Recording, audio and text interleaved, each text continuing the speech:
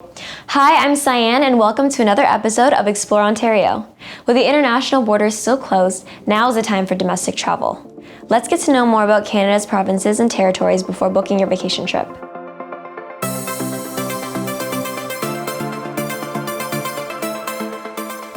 As the second largest country in the world, Canada stretches over 6 time zones and is divided into 10 provinces and 3 territories. At 8,881 kilometers, Canada and the United States have the world's longest land border. Canada has a population of 38 million people, the majority of whom live within 100 kilometers of the southern Canadian-US border. There are more than 250 ethnic groups in the country, about 1.67 million, identify as Indigenous. They fall into 3 groups: First Nations, Inuit, and Métis. The 3 groups have distinct histories, cultures, languages, and spiritual beliefs. Canada has one of the highest per capita immigration rates in the world. In 2016, more than 1 in 5 Canadians are foreign-born, and this number is expected to reach between 24.5% and 30% by 2036. Did you know that the Vietnamese community was among the largest non-European ethnic groups in Canada, after Chinese, East Indian, and Filipino? In 2019, Saigon Park was opened in the city of Mississauga to commemorate the arrival of Vietnamese refugees in Canada and honor their contribution to the country. Canada is home to over 240,000 people of Vietnamese descent, and a majority of them live in Ontario, Quebec, and British Columbia. They came to the country in 2 main waves. The first wave, which occurred in 1975, consisted of some 6,000 refugees who fled from the aftermath of the Vietnam War. Most of them were urban middle-class people who spoke French as a second language. The second wave started in 1979. The period from 1979 to 1981 marked the height of the boat people crisis, and Canada welcomed more than 50,000 Vietnamese boat people in an unprecedented program. These people came from various social classes: laborers, professionals, traders, and white-collar workers. They were scattered all over the country, although a large number of them stayed in Ontario and British Columbia. In 1986, Canada was awarded the Nansen Medal by the United Nations High Commissioner for Refugees for the recognition of its assistance to thousands of refugees from Indochina. Each of Canada's 10 provinces and 3 territories reflect its diverse geography and demographic. Let's travel from coast to coast to learn more about the land that we call home.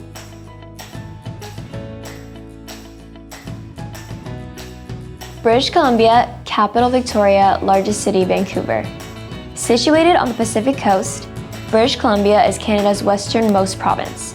The wavy white and blue lines represent its location between the Pacific Ocean and the Rocky Mountains. British Columbia is blessed with a temperate climate, making it one of the top tourist destinations.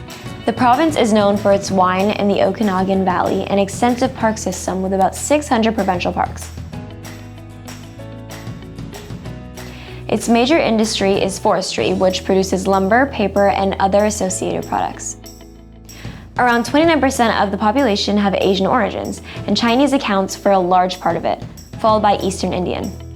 More than 41,000 Vietnamese Canadians live in British Columbia. The cost of living in British Columbia is $1,659, which is 1.07 times more expensive than the average in Canada. British Columbia's official animals are the Steller's jay, spirit bear, and Pacific salmon. Alberta, Saskatchewan, and Manitoba make up the Prairies provinces. This region is covered in grassland, plains, and lowlands, creating favorable conditions for agriculture. Next up is Alberta, the capital of Edmonton and the largest city being Calgary. Alberta is Canada's largest producer of oil and gas and home to the world's richest deposit of dinosaur fossils. The Dinosaur Provincial Park, about 2 hours drive east of Calgary, is a UNESCO World Heritage Site known for its rugged scenery and plenty of dinosaur finds.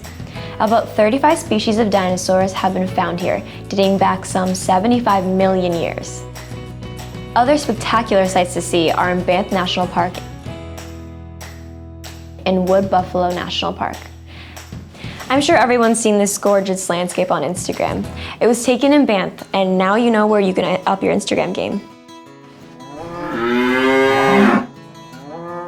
Alberta had the most cattle in Canada in 2016, accounting for 41.6% of national herd.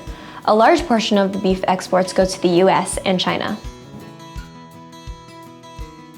Next is Saskatchewan. Capital, Regina. Largest city, Saskatoon. Saskatchewan's economy is largely driven by agricultural and natural resources. Major crops are grains and oilseeds. It's no wonder the province's flag is divided into two equal parts. The green background represents its forest, and the gold background symbolizes its grain fields. Saskatchewan is also known for its uranium and potash mines. Regina, the province's capital, is home to the Training Academy of Royal Canadian Mounted Police.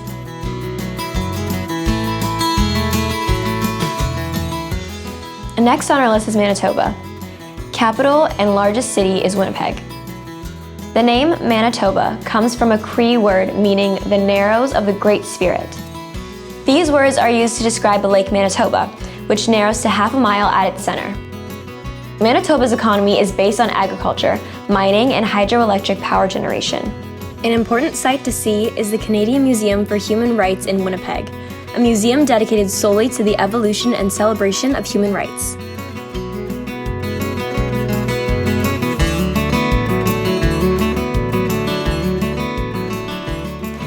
From October to November every year, about 1,200 polar bears migrate from the inland to the Hudson's Bay and stand at Churchill in northern Manitoba. This town is also known as the polar bear capital of the world.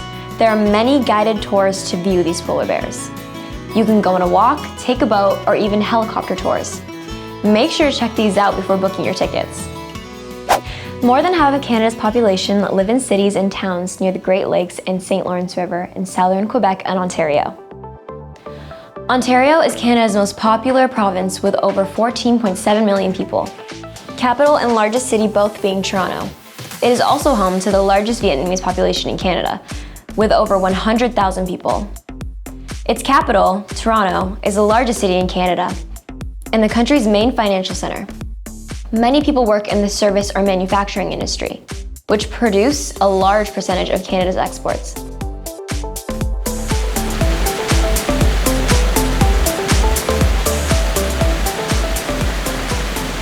Besides the spectacular Niagara Falls, the Niagara region is known for its vineyards and wines.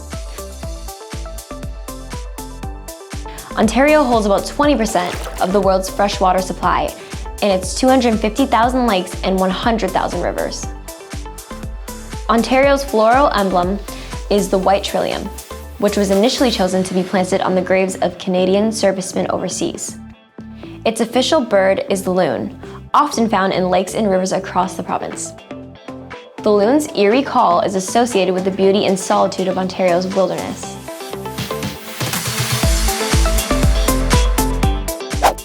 Next is Quebec. Capital, Quebec City. Largest city, Montreal. Nearly 9 million people live in Quebec, making it Canada's second largest province. Important industries include manufacturing, hydroelectric power generation, mining, and forestry. Quebec is also known for its rich cultural history and art scene. In 1985, Old Quebec City was designated a UNESCO World Heritage Site. A majority of the population speak French as their first language. Montreal is Canada's second largest city and the second largest French-speaking city in the world after Paris. As a nod to the province's French heritage, the flag of Quebec is called the Fleur de Lis.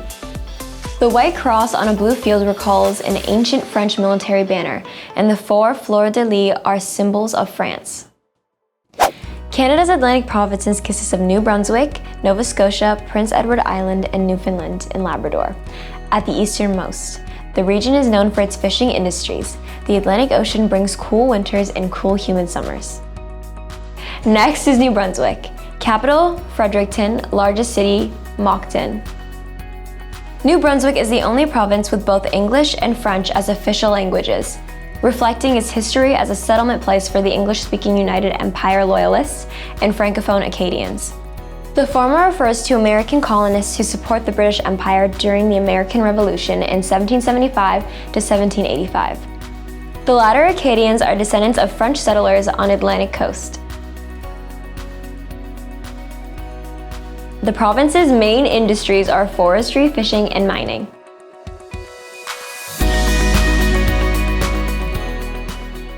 Next is Nova Scotia. Both its capital and largest city is Halifax. Nova Scotia, or New Scotland in Latin, is the most populous Atlantic province. The province's major industries are fishing and shipping. As Canada's largest East Coast port, Halifax plays an important role in Atlantic trade and defense. It is home to Canada's largest naval base.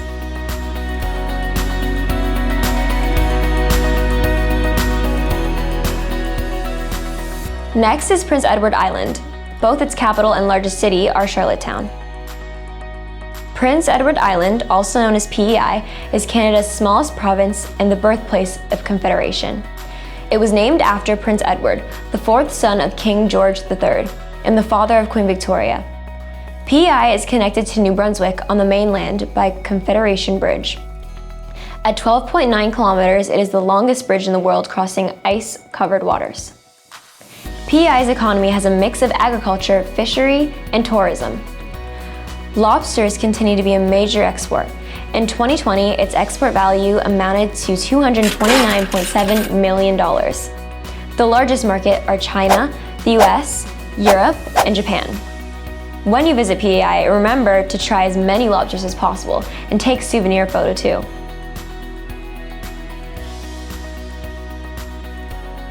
Next is Newfoundland and Labrador. Its capital and largest city is St. John's. Newfoundland and Labrador is the most easterly province in Canada and it has its own time zone. The province is divided into two parts: Labrador, a large mainland area, and Newfoundland, an island in the Atlantic Ocean. To the south of Newfoundland, you'll see Saint-Pierre and Miquelon, which actually belongs to France. They are the last pieces of French territory in North America. Newfoundland and Labrador's economy is based on natural resources, including iron ore mining and oil and gas extraction. Fishing is also an important economic activity. The Northwest Territories, Nunavut and Yukon occupy 1/3 of Canada's landmass but are sparsely populated.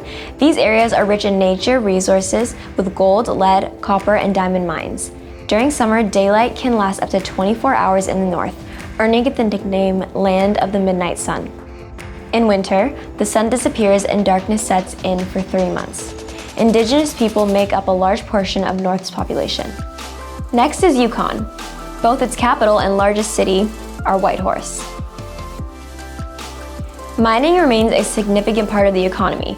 Between 1896 and 1903, more than $95 million worth of gold were mined from the Klondike region. Many people flock to Dawson City, located at the junction of Yukon and Klondike rivers, for the gold rush. Today, the Klondike is still a major tourist attraction. Yukon holds the record for the coldest temperature ever recorded in Canada at -63 degrees. Next is the Northwest Territories. Both its capital and largest city is Yellowknife. Because of its rich diamond deposit, Yellowknife is called the diamond capital of North America. Mining and tourism are the economy's main sectors. Every year from mid-November to the beginning of April, many international visitors go to Yellowknife to watch the Northern Lights.